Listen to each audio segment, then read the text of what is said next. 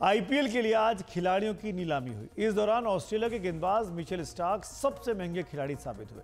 Kolkata night Riders ने Stark को 24 करोड़ 75 लाख रुपए में खरीदा, जबकि ऑस्ट्रेलिया के पैट कमिंस दूसरे सबसे महंगे खिलाड़ी आज रहे।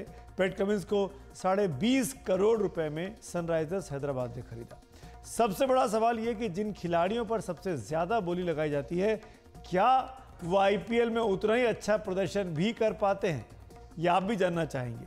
आज हम पिछले 10 साल के आंकड़ों के आधार पर बताने आपको जा रहे हैं कि जो खिलाड़ी महंगे बिके वो कुछ खास कर नहीं पाए और 10 में से 9 बार उनकी टीम चैंपियन बन ही नहीं पाई है। यानी जो खिलाड़ी पैसे के मामले में हीरो रहे वो प्रदर्शन के मामले में लगभग जीरो रहे, या कहें कि कुछ नहीं कर पाए। सबसे पहले 2013 की बात करते हैं। उस साल आईपीएल के ऑक्शन में ऑस्ट्रेलिया के ग्लेन मैक्सवेल सबसे महंगे खिलाड़ी थे। मुंबई इंडियंस ने उन्हें 5 करोड़ 30 लाख रुपए में खरीदा था, लेकिन आईपीएल टूर्नामेंट में मैक्सवेल बुरी तरीके से उस साल फ्लॉप रहे। उन्होंने 3 मैच खेलकर महज 36 रन बनाए। उनका सर्वाधिक स्कोर भी 23 का ही रहा। उस सीजन में सबसे ज्यादा रन बनाने वालों की फहरिस्त में मैक्सवेल 99वें स्थान पर थे, जबकि वो कीमत के पहले नंबर पर थे। इस तरह मैक्सवेल के 1 रन की मोटी कीमत लगाएं तो वो 14,72,000 रुपए ठहरती है। 2013 के आईपीएल में मुंबई इंडियंस चैंपियन जरूर बनी, लेकिन उनकी जीत में मैक्सवेल का कोई खास रोल नहीं था। अब बात 2014 की। 2014 के आईपीएल की नीलामी में ऑलराउंडर युवराज सिंह पर सबसे ज्यादा बोली लगी। दिल्ली डेयरडेविल्स ने उन्हें 14 करोड़ रुपए में खरीदा।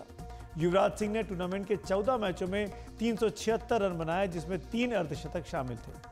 बल्लेबाजी में वो 15वें स्थान पर रहे। युवराज सिंह के 1 रन की कीमत 3,72,000 रुपए निकलती है। गेंदबाजी में उन्होंने 14 मैचों में 5 विकेट लिए। गेंदबाजी में वो 41वें स्थान पर रहे। इस साल कोलकाता नाइट राइडर्स चैंपियन बनी और 2015 की अगर आप बात की जाए तो उसमें युवराज खिलाड़ी सबसे महंगे खिलाड़ी रहे। दिल्ली डेयरडेविल्स ने उन्हें फिर खरीदा। इस बार 16 करोड़ रुपए में खरीदा गया। युवराज ने 14 मैचों में 248 रन बनाए। औसत रहा करीब 19 रन। सबसे ज्यादा रन बनाने के मामले में वो 30वें स्थान पर रहे। युवराज के 1 रन की कीमत 6,45,000 रुपए आंकी गई। चैंपियन उस साल बनी फिर मुंबई इंडियंस।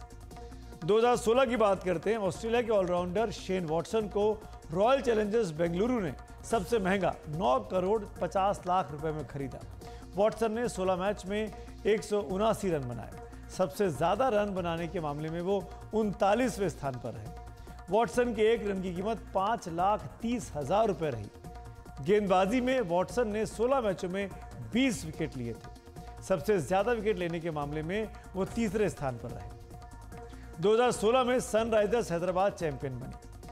अब बात 2017 की। 2017 में बेन स्टोक्स सबसे महंगे खिलाड़ी बने।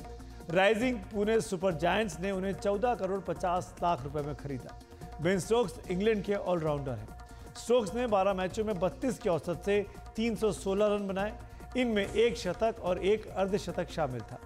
सबसे ज्यादा रन बनाने के मामले में वो उस साल 21वें स्थान पर रहे। स्टोक्स के 1 रन की कीमत 4,58,000 के करीब रही। गेंदबाजी करते हुए 12 मैचों में उन्होंने 12 विकेट लिए। गेंदबाजों की रैंकिंग में वो 20वें स्थान पर उस साल रहे थे। Rising Pune super giants final तक तो पहुंची, लेकिन रोमांचक मुकाबले में मुंबई इंडियंस से 1 रन से हार गई। 2018 के आईपीएल में भी बेन स्टोक्स ही सबसे महंगे खिलाड़ी थे। इस बार राजस्थान रॉयल्स ने उन्हें 12 करोड़ 50 लाख रुपए में खरीदा। उन्होंने 13 मैचों में 196 रन बनाए। इस सीजन में स्टोक्स का सर्वाधिक स्कोर 45 रन रहा, जबकि औसत करीब 16 रन का था। बल्लेबाजी की रैंकिंग में स्टोक्स 38वें स्थान पर रहे। उनके 1 रन की कीमत 6,37,000 रुपए रही। गेंदबाजी की बात करें तो स्टोक्स ने 13 मैचों में सिर्फ 9 विकेट लिए। गेंदबाजी रैंकिंग में स्टोक्स उस साल 33वें स्थान पर थे। इस सीजन में चेन्नई सुपर किंग्स चैंपियन बनी थी। अब आते हैं 2019 में। 19 के आईपीएल में 2 खिलाड़ी सबसे महंगे बिके।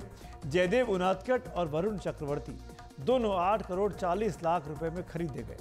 उनादकट के लिए राजस्थान रॉयल्स ने बोली लगाई और पूरे टूर्नामेंट में उनादकट बुरी तरीके से फ्लॉप रहे। 11 मैच खेलते हुए 10 विकेट ही लिए। 1 विकेट की कीमत करीब 76 लाख रुपए निकली।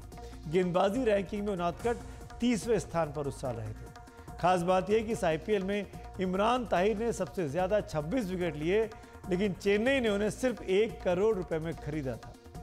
इसी आईपीएल की नीलामी में वरुण चक्रवर्ती को पंजाब ने 8 करोड़ 40 लाख रुपए में खरीदा। वरुण ने सिर्फ एक मैच खेला और एक ही विकेट लिया। घायल हो जाने की वजह से उन्हें मैच के बाद पूरे टूर्नामेंट से बाहर होना पड़ा था। इस सीजन में मुंबई इंडियंस चैंपियन बनी थी। 2020 में पैट कमिंस सबसे ज्यादा 15 करोड़ 50 लाख रुपए में खरीदे गए। उन्हें कोलकाता नाइट राइडर्स ने खरीदा। कमिंस बल्लेबाजी में 44वें स्थान पर रहे। गेंदबाजी करते हुए उन्होंने 14 मैचों में 12 विकेट लिए। गेंदबाजी में वो 17वें स्थान पर रहे। उनके एक विकेट की कीमत 1 करोड़ 29 लाख रुपए आती है। इस सीजन में भी मुंबई इंडियंस ही चैंपियन बनी थी। 2021 में क्रिस मॉरिस सबसे महंगे खिलाड़ी साबित हुए। उन्हें राजस्थान रॉयल्स ने 16 करोड़ 25 लाख रुपए में खरीदा। मॉरिस ऑलराउंडर हैं। बल्लेबाजी करते हुए उन्होंने 11 मैचों में सिर्फ 67 रन बनाए। उनके एक रन की कीमत लगाएं तो 24 लाख 25 हजार रुपए निकलती है। गेंदबाजी करते हुए 11 मैचों में 15 विकेट लिए। गेंदबाजी रैंकिंग में वो 12वें स्थान पर थे। उनके एक विकेट की कीमत 1 करोड़ 8 लाख रुपए निकलती है। इस साल चेन्नई सुपर किंग्स चैंपियन बनी थी। 2022 के आईपीएल में सबसे महंगे खिलाड़ी ईशान किशन थे। उन्हें मुंबई इंडियंस ने 15 करोड़ 25 लाख रुपए में खरीदा था। वो बल्लेबाज के साथ साथ विकेट कीपर भी है। ईशान किशन ने 14 मैचों में 418 रन बनाए। उनका औसत 32 के करीब का था, जिसमें 2 अर्धशतक शामिल थे। ईशान किशन के एक रन की कीमत 3,64,000 के करीब निकलती है। इस साल गुजरात टाइटंस चैंपियन बनी थी। 2023 के आईपीएल में सैम करन सबसे महंगे खिलाड़ी थे। पंजाब किंग्स ने उन्हें 18 करोड़ 50 लाख रुपए में खरीदा। इस टूर्नामेंट में करन ने 14 मैचों में 276 रन बनाए थे, जिनमें एक अर्धशतक शामिल था। सैम करन के एक रन की कीमत 6,50,000 रुपए थी। बल्लेबाजी में करन का स्थान 36वां था। गेंदबाजी की बात की जाए तो करन ने 14 मैचों में सिर्फ 10 विकेट लिए थे और गेंदबाजी की रैंकिंग में 37वें स्थान पर वो रहे। एक विकेट की कीमत करन की आती है 1 करोड़ 85 लाख रुपए के करीब। 2023 में चेन्नई सुपर किंग्स चैंपियन बनी थी। पिछले 10 सालों में 9 बार ऐसा ही हुआ है कि सबसे महंगे खिलाड़ी को लेने वाली टीम चैंपियन बनी ही नहीं है। सिर्फ 2013 में मैक्सवेल को सबसे महंगे खिलाड़ी के तौर पर खरीदने वाली मुंबई इंडियंस उस साल चैंपियन बनी थी। उसके बाद से लेकर अब तक 2023 तक ऐसा नहीं हुआ है। इसी नोट पर आपने आईपीएल के तमाम खिलाड़ियों की बोली के बारे में तो सुना होगा। हमने सुना कि विश्लेषण करके आपको बता देते हैं कि महंगे खिलाड़ी दरअसल कितने महंगे साबित होते हैं उनकी फ्रेंचाइजीज के लिए।